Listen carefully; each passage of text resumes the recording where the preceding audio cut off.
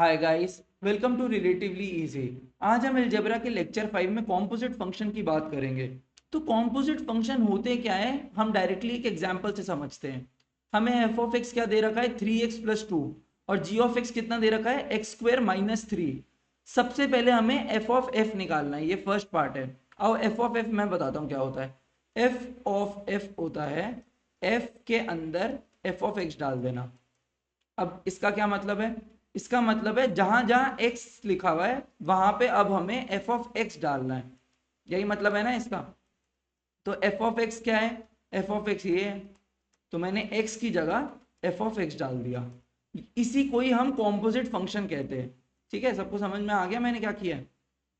9x+6+2, 9x+8 आएगा इसका answer. अब हमें g ऑफ g निकालना है, तो आओ g ऑफ g निकालते हैं अलग कलर से। g ऑफ g का मतलब है g ऑफ x। तो जिधर जिधर x है वहां मैं g ऑफ x डाल दूंगा। तो g ऑफ x का स्क्वायर -3 निकालना है मुझे। g ऑफ x कितना था, x² - 3 का स्क्वायर -3 निकालना है। तो x की पावर 4 + 9 -6x² - 3। तो x की पावर 4 + 6 -6x², ये भी हो गया। अब आप निकाल लोगे ना खुद से एफ ऑफ जी और जी ऑफ एफ। ये आप मुझे निकाल के बताना, ये कमेंट सेक्शन में मैं यहाँ लिख देता हूँ। कमेंट सेक्शन के अंदर आप ये मुझे बताना, ये आपका होमवर्क है। ठीक है, तो कॉम्पोजिट फंक्शन बस इतना सही था कि आपको कॉम्पोजिट फंक्शन लिखना आना चाहिए कैट के लिए। अब हम डायरेक्टली कैट के कुछ प्रीवियस ईयर क्वेश्चन करके देख लेते हैं कि हमें कॉम्पोजिट फंक्शन समझ में आ गया है कि नहीं। अब फर्स्ट क्वेश्चन देखते हैं, ये कैट 2017 का क्वेश्चन है। हमें एफ ऑफ एक्स दे रखा है, जी ऑफ एक्स दे रखा है, और हमें ये निकालना है। तो मैं हमेशा अंदर से स्टार्ट करूंगा सोचना। तो सबसे पहले मैं एफ ऑफ 3 निकाल लेता हूँ। तो एफ ऑफ 3 कितना आएगा, आओ देखते हैं। ऊपर आ जाएगा 15+2 और नीचे आ जाएगा 9 - 5, तो ये आ गया 17/4। ठीक है, उसके बाद हम नेक्स्ट ब्रैकेट देखते हैं। नेक्स्ट ब्रैकेट का आएंगे, रन नेक्स्ट ब्रैकेट। हमें एफ ऑफ 3 निकालना था। एफ ऑफ 3 तो 17/4 आ गया। तो अब मुझे एफ ऑफ 17/4 निकालना पड़ेगा। तो आओ एफ ऑफ 17/4 निकालते हैं। 5 × 17/4 + 2 अपॉन 3 × 17/4 -5, ये हो जाएगा 85, एक सेकेंड, +8 अपॉन 51 -5। तो ये हो जाएगा 93 अपॉन 51 -5, 46। सॉरी यहाँ पे ना -5 नहीं होगा, 4 का एलसीएम भी लिया ना हमने, 4 का एलसीएम लेंगे तो -20 होगा। तो नीचे आ जाएगा 31 और ये हो जाएगा 3। अब हम हमारा लास्ट ब्रैकेट देख लेते हैं, ये वाला ब्रैकेट। इस पूरे की वैल्यू क्या आ गई, इस पूरे की वैल्यू 3 आ गई। तो अब हमें लास्ट में बस जी ऑफ 3 निकालना है। तो जी ऑफ 3 कैसे निकालेंगे, 3 का स्क्वायर -2 × 3 -1। तो 9 - 6 -1, इसका आंसर आ जाएगा 2। तो हमारा करेक्ट ऑप्शन होगा ऑप्शन ए 2। देखा कितना इजी क्वेश्चन आया था, इसीलिए कॉम्पोजिट फंक्शन किसी को भी छोड़ के नहीं जाना। अब नेक्स्ट क्वेश्चन देखो, ये भी बहुत इजी था। हमें एफ ऑफ एक्स दे रखा है, हमें जी ऑफ एक्स दे रखा है। ठीक है, और हमें इसकी वैल्यू बतानी है एट x = 1। x = 1 पे एफ ऑफ 1 कितना है, चलो अब निकालते हैं। एफ ऑफ 1 तो 1 का स्क्वायर 1 ही आएगा। और जी ऑफ 1 कितना है, जी ऑफ 1 आ जाएगा 2 × 1 का स्क्वायर, तो ये 2 आएगा। तो हमारी इक्वेशन बनी क्या, g ऑफ 1 + f ऑफ 2, और बाहर क्या था, एक और बार f था। ठीक है, अब f ऑफ 2 कितना आ जाएगा, यही निकाल लेते हैं, आ जाओ। f ऑफ 2 कितना आ जाएगा, यहाँ 2 डाल दो, तो 4 नहीं हो गया, 4 हो गया। और g ऑफ 1 कितना आ जाएगा, 2 आ जाएगा। तो हमें फाइनली f ऑफ 6 निकालना है। तो f ऑफ 6 कितना हो जाएगा, 6 का स्क्वायर। तो हमारा आंसर आ गया 36। यही हमारा सही आंसर है। देखा कितना आसान क्वेश्चन था, कुछ ज्यादा ही आसान क्वेश्चन दे रहे हैं 2017 में, देख रहे हो आप। चलो नेक्स्ट क्वेश्चन पे चलते हैं, क्वेश्चन 3 देख लेते हैं। एफ ऑफ एक्स दे रखा है, फिर से जी ऑफ एक्स दे रखा है, और हमें मिनिमम वैल्यू बतानी है इस फंक्शन की। तो आओ पहले इसको कैलकुलेट कर लेते हैं और फिर उसका मिनिमम निकाल लेंगे क्वाड्रेटिक इक्वेशन से। पक्का क्वाड्रेटिक इक्वेशन आने वाली है, ये तो मुझे ऊपर से दिख ही गया है। तो F of G of X क्या होगा, जिधर जिधर एक्स है उधर उधर में x+3 डाल दूंगा, क्योंकि मुझे g ऑफ x डालना है उधर उधर। -7 x+3 -3x। ये कितना आएगा, x square plus 9 plus 6x minus 7x minus 21 minus 3x, तो ये -10 और प्लस 6 -4x बन गया, ठीक है, और ये बन गया -12। अब इसका मिनिमम कैसे निकालेंगे, इसका मिनिमम निकालने के कितने तरीके होते हैं, और मैं आपको सारे तरीके करा देता हूँ। एक्स स्क्वायर -4x -12 का मुझे मिनिमम निकालना है। तो एक तो तरीका होता है कि आप इसका ग्राफ बना लो।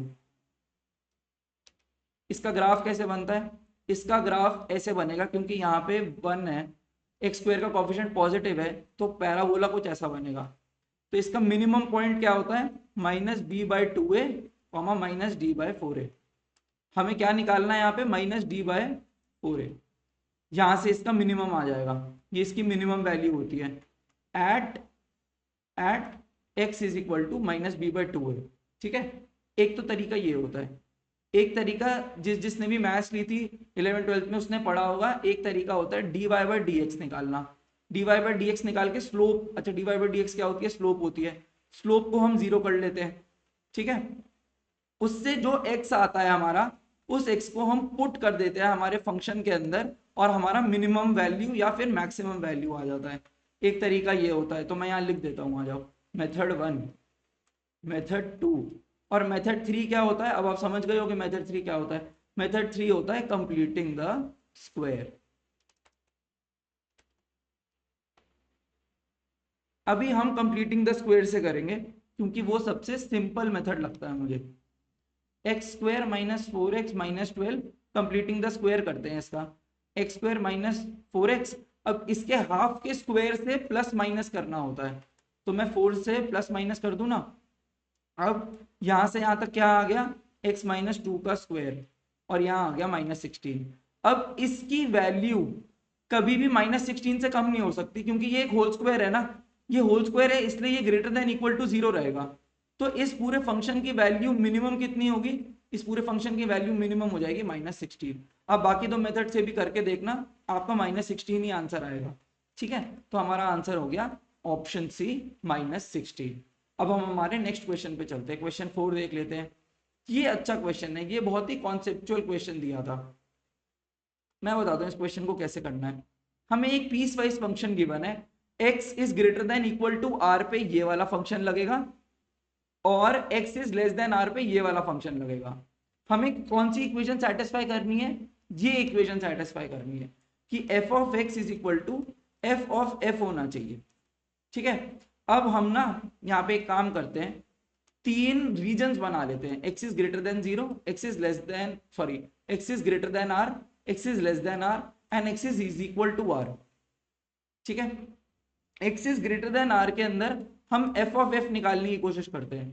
ग्रेटर देन r वाला कहाँ है, ये रहा। अब इसके अंदर f ऑफ f निकालते हैं, 2x माइनस r। सबको समझ में आता है ना हमने f ऑफ f कैसे निकाला है। यहाँ एक बार मैं रीजन ही बना देता हूँ, एक सेकेंड। तो ये कितना आएगा, 4x minus 2r minus r is equal to 4x minus 3r। क्या f ऑफ f हमारा f ऑफ x के इक्वल आ रहा है, बिल्कुल नहीं आ रहा, नॉट इक्वल आ रहा है। ये तो नॉट इक्वल है ना r के, इसका मतलब ये रीजन तो नहीं है इस इक्वेशन को सेटिस्फाई करने वाला, जो इक्वेशन हमें गिवन थी, ठीक है। एक बार इज इक्वल टू पे देखते हैं, इज इक्वल टू पे, इज इक्वल टू पे 2x minus r f of x था, ठीक है। f ऑफ r डाल देता हूं, क्योंकि मुझे इज इक्वल टू डालना है, 2r माइनस r, ये तो r आ गया। अब f ऑफ f क्या होगा, ये भी r ही रहा होगा, क्योंकि यहाँ पे वेरिएबल ही नहीं है। जब x is equal to r है, या एक काम करते हैं, ऐसे नहीं करते, वैसे ऐसे नहीं करते, पहले हम वापस f ऑफ f निकालते हैं, उसके बाद हम पुट करेंगे। जब यहाँ पे आप f ऑफ f निकालोगे सेम आ जाएगा ना, 4x माइनस r। अब मैं x की जगह क्या डालूंगा, r डालूंगा। अब मैं x की जगह r डालूंगा तो 4r माइनस 3r हमारा हो जाएगा r। तो f of x is equal to f of x आ गया ना, क्योंकि f of x at x is equal to r कितना आता, r आता ना। x is equal to r पे यहाँ पे आप डालोगे r, तो 2r माइनस r आएगा ना, और f of f at x is equal to r भी r आ रहा है। इसका मतलब ये तो हमारा सही रीजन हो गया, ये इस इक्वेशन को सेटिस्फाई कर रहा है। ठीक है, सबको समझ में आ गया? जिसको भी ये पार्ट समझ नहीं आया वो कमेंट सेक्शन में मुझसे पूछ सकता है। अब देखते हैं एफ ऑफ एक्स कितना है, सिर्फ आर है। यहाँ पे मैं एफ ऑफ एक्स निकालता हूँ, ये भी तो आर ही आएगा, at x is less than R. इसका मतलब f of x is equal to f of x आ रहा है। इसका मतलब ये रीजन भी सही है। और हमें इन सब का लास्ट में क्या लेना होता है, क्योंकि हमने नंबर लाइन को डिवाइड किया है। देखो हमने नंबर लाइन को डिवाइड किया है ना, यहां मैं लिख देता हूं डिवाइड नंबर लाइन। तो लास्ट में हम जाके इनका यूनियन लेते हैं, लास्ट में हम जाके इनको रिकंबाइन करते हैं। कैसे सोचना है, अगर हमने नंबर लाइन को डिवाइड किया है तो इंडिविजुअल आंसर्स निकालेंगे कॉलम्स में और फिर उनको जाके कंबाइन करेंगे अलजेब्रा के अंदर। तो हमारा आंसर आ जाएगा x is less than R union x is equal to R. तो हमारा फाइनल आंसर क्या हो जाएगा, x is less than equal to R. x is less than equal to R पे ये इक्वेशन सेटिस्फाई हो रही है, तो हमारा करेक्ट आंसर हो जाएगा ऑप्शन ए।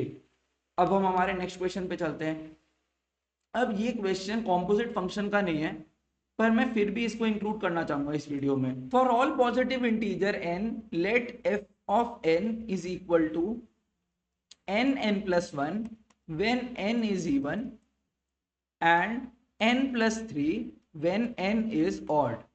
ठीक है, हमने इसको पीस वाइज फंक्शन में लिख लिया, ये हमें फंक्शन गिवन है अकॉर्डिंग टू क्वेश्चन। ठीक है, आगे बढ़ते हैं। If m is a positive integer such that, ये हमें एक इक्वेशन दे रखी है और m क्या है, एक पॉजिटिव इंटीजर है। हमें बताया नहीं है कि m ऑड है या इवन है। ठीक है, देन m इक्वल्स, हमें ये टीटा क्वेश्चन दिया हुआ है, तो एक बार हम m को ऑड ले लेते हैं और एक बार m को इवन ले लेंगे। ठीक है, यहाँ पे m को एक बार इवन ले लेंगे और देखते हैं क्या आता है। तो जब m ऑड है, केस 1, अगर m ऑड है तो m प्लस 1 क्या रहा होगा, m प्लस 1 इवन रहा होगा। तो आओ ये जो गिवन इक्वेशन है ना, इसको एक बार फिर से लिख लेते हैं।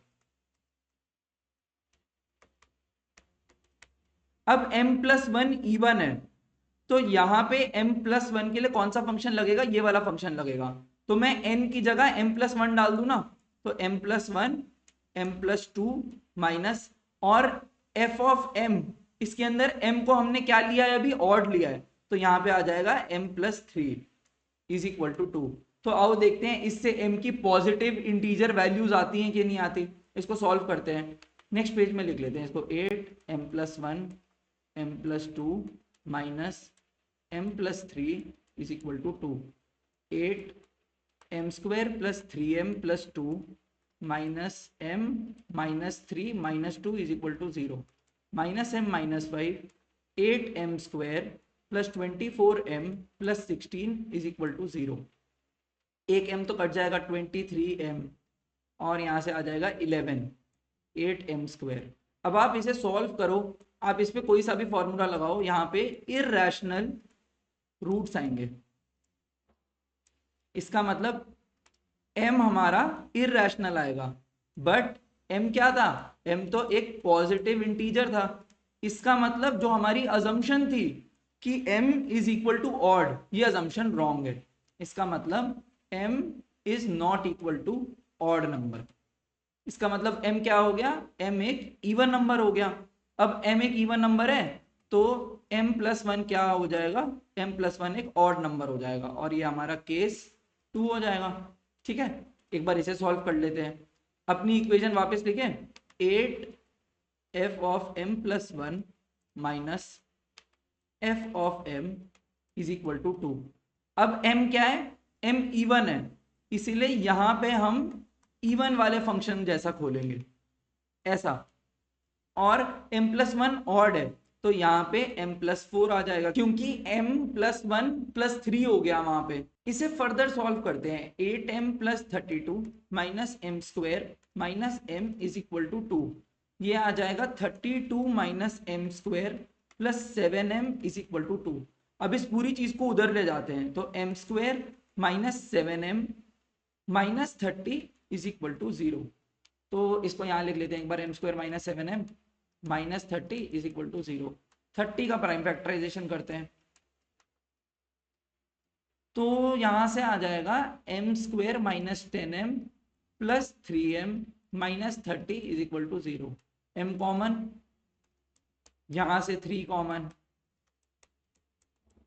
तो m plus 3 m minus 10 is equal to 0। तो m आ गया हमारे पास 10 या फिर माइनस 3। अब m क्या था, एक पॉजिटिव इंटीजर था, तो पॉजिटिव इंटीजर क्या दिख रहा है हमें, यहाँ पे हमें पॉजिटिव इंटीजर दिख रहा है 10, तो हमारा आंसर हो जाएगा m इज इक्वल टू 10। तो हमारा थीटा का आंसर हो जाएगा 10। आई होप सबको ये समझ में आ गया होगा। अब हम आज के 6th क्वेश्चन की तरफ चलते हैं, जो कि हमारा लास्ट क्वेश्चन होगा। तो ये भी कॉम्पोजिट फंक्शन का क्वेश्चन नहीं है, पर मैं इसको भी यहाँ पे इंक्लूड करना चाहूंगा। आओ देखते हैं इसे। f of x, y is a real valued function such that f of 3x plus 2y, 2x minus 5y is equal to 19x, और हमें ऐसा ऐसा कुछ गिवन है और हमें वैल्यू ऑफ x बतानी है। यहाँ पे हमें वैल्यू ऑफ x बतानी है। अब अगर आप ढंग से ऑब्जर्व कर पा रहे हो तो मैं इसके और इसके लीनियर कॉम्बिनेशन से 19x बना सकता हूं। कैसे बनाऊंगा, मेरे को यहाँ पे y नहीं चाहिए, मुझे यहाँ पे 0y चाहिए। तो अगर मैं इसको 2 से मल्टीप्लाई करता हूँ और इसको 5 से मल्टीप्लाई करता हूँ, तो 15 प्लस 4 अपने आप यहाँ पे 19 बन जाएगा और x भी कैंसिल हो जाएगा। इसका मतलब हमारा f of x, y function क्या बन गया, 5x प्लस 2y। बस अगर आपको ये समझ में आता है ऑब्जर्वेशन से, तो आप इस क्वेश्चन को बहुत ही इजीली कर सकते हो। सबको ये समझ में आ गया ना। अब हमें क्या डालना है, f of x, 2x। f of x, 2x कितना होगा, 5x प्लस 2 इंटू 2x, ये हो जाएगा 9x। 9x is equal to 27 दे रखा है, तो x कितना आ गया हमारा 3, तो हमारा आंसर हो जाएगा 3। देख रहे हो आप कितने इजी क्वेश्चंस थे कॉम्पोजिट फंक्शन। और ये लास्ट के 2 क्वेश्चन में ये थोड़ा कॉन्सेप्चुअल क्वेश्चन बोलूंगा मैं, क्योंकि इसके अंदर आपको 2 केस बनाने थे, m एक बार ऑड लेना था और m एक बार इवन लेना था। ठीक है, और ये लास्ट क्वेश्चन तो बहुत ही इजी था, ये तो डायरेक्ट ऑब्जर्वेशन का क्वेश्चन था फंक्शंस के अंदर। तो आई होप सबको आज की क्लास बहुत अच्छी लगी होगी। हम मिलेंगे अलजेब्रा की नेक्स्ट क्लास में। Thank you.